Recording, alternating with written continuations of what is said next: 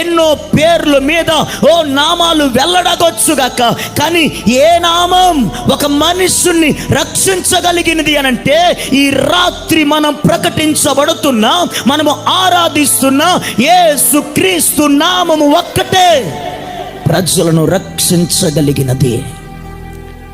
ఎంతో మంది వచ్చారు, పుట్టారు, వెళ్ళిపోయారు, పేర్లు నిలబెట్టుకున్నారు, వారి ఘనత నిలబెట్టుకున్నారు, రాజ్యాలు స్థాపించుకున్నారు.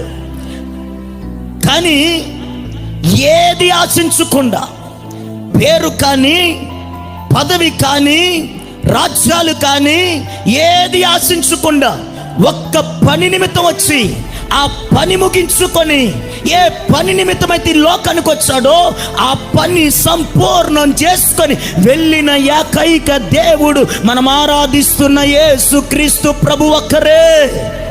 ఆయన ఎందుకు ఈ లోకానికి వచ్చాడో తెలుసా? ఆయన తన ప్రజల పాపముల నుండి విడిపించడానికి వచ్చాడు.